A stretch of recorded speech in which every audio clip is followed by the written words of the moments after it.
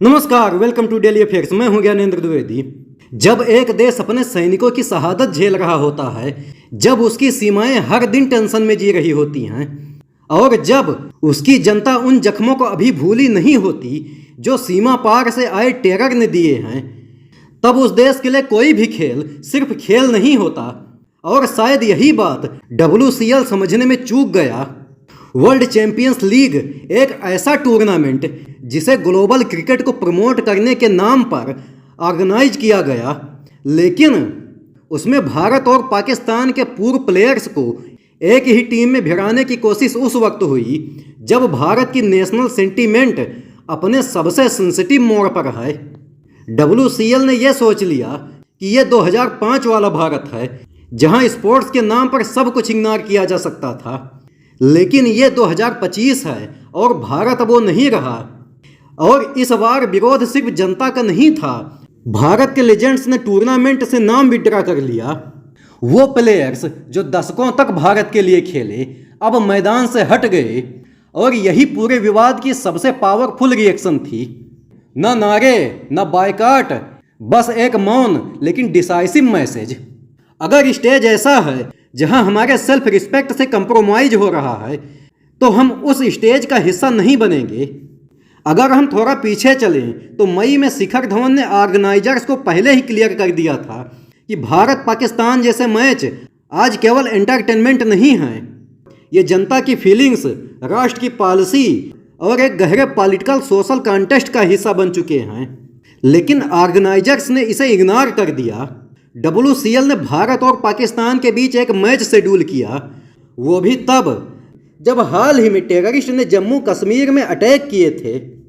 अब जरा सोचिए, जब पूरा देश ऐसे एनवायरनमेंट में है जहां हर दिन बॉर्डर पर किसी न किसी फैमिली का सोल्जर शहीद हो रहा है, तब एक इंटरनेशनल टूर्नामेंट भारत के प्लेयर्स से ये एक्सपेक्ट करता है कि वो मैदान पर पाकिस्तान के साथ हाथ मिलाए और स्माइल करते हुए कैमरे के सामने उतरे।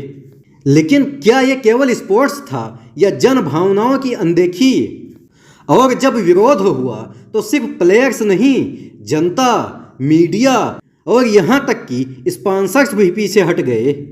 एक एक करके ब्रांड्स ने WCL से खुद डिस्कनेक्ट करना शुरू किया, खासकर पाकिस्तान से जुड़े मैचों से। इसका मतलब ये नहीं कि वो किसी देश से हेट कर रहे थे, इसका सीधा मैसेज ये था कि अब मार्केट भी वही खेलेगा जो भारत की सोल के साथ खड़ा हो, क्योंकि ब्रांड्स ये समझ चुके हैं कि भारत का कंज्यूमर अब अवेयर है। वो अब केवल वो प्रोडक्ट्स नहीं खरीदता जो सस्ते में हो, वो खरीदता है जो उसके सम्मान के साथ हो। और अब बात गवर्नमेंट की करें तो खेल मंत्री ने बहुत ही बैलेंस्ड लेकिन क्लियर स्टैंड लिया। उन्होंने कहा कि भारत को पाकिस्तान के खिलाफ खेलने से कोई दिक्कत नहीं अगर हालात नॉर्मल हों। यह स्टेटमेंट जितना छोटा था उतना डीप भी। इसका मतलब ये नहीं कि भारत डरता है या कोई ऑफिशियल बैन लगा रहा है। इसका मतलब ये है कि अब भारत अपनी बॉर्डर्स के भीतर हो रहे ब्लड शेड की अनदेखी करके स्पोर्ट्समैनशिप का मास्क नहीं ओढ़ेगा।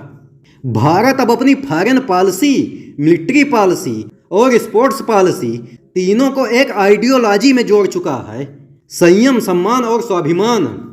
और अब सवाल उठता है कि क्या यह स्टैंड सिर्फ WCL तक सीमित रहेगा? क्या आने वाले एशिया कप या 2026 के T20 वर्ल्ड कप में भी भारत ऐसा ही स्टैंड लेगा?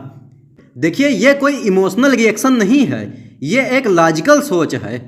BCCI, भारत सरकार और यहाँ तक कि प्लेयर्स अब सभी ये जानते हैं कि सिर्फ रनों से नहीं, सेल्फ रिस्पेक्ट से भी मैच जीते जाते हैं। अगर पाकिस्तान की धरती से टेररिस्ट भारत में घुसकर अटैक करते हैं और पाकिस्तान उस पर कोई कंस्ट्रक्टिव एक्शन नहीं करता, तो फिर मैदान में उसके प्लेयर्स से हाथ मिलाना, फोटोज क्लिक कराना और मैच खेलना किस मॉरल ग्राउंड पर खड़ा होगा? और ये मत भूलिए, आज भारत वो देश है जिसने जम्मू कश्मीर में हमले के बाद ऑपरेशन सिंदूर चलाया और जो आज दुनिया की सबसे बड़ी इकोनॉमी में से एक है और जिसके पास अब ग्लोबल प्लेटफॉर्म पर बोलने की पावर है। तो ऐसा भारत अब सिर्फ इसलिए किसी से नहीं खेलेगा कि लोग देखना चाहते हैं भारत अब वही खेलेगा जो उसके प्रिंसिपल्स के अनुकूल हो, और ये WCL विवाद उसका ट्रेलर है। इस मैच का रद्द होना एक स्पोर्टिंग इवेंट का अंत नहीं, बल्कि एक मेंटालिटी की हार है। यह वही मेंटालिटी थी जो आज भी मानती है कि क्रिकेट डिप्लोमेसी से टेररिज्म को मात दी जा सकती है, पर ऐसा बिल्कुल नहीं है। भारत अब उस सोच से बाहर निकल चुका है। अब हर मैच एक मैसेज होगा, हर मैदान एक पॉलिसी का एक्सटेंशन होगा, और हर डिसीजन केवल रन रेट से नहीं, नेशनल कैरेक्टर से तय किया जाएगा। और वीडियो के अंत में मैं आपसे एक क्वेश्चन पूछूंगा कि सहारा रेगिस्तान किस महाद्वीप में है? ए पर है एशिया, बी अफ्रीका, सी ऑस्ट्रेलिया और डी दक्षिण अमेरिका। अगर आपको आंसर पता है तो कमेंट बॉक्स में ज़रूर दीजिए, और अगर वीडियो पसंद आया हो तो लाइक और सब्सक्राइब जरूर करिए। मिलते हैं अगले वीडियो में। जय हिंद।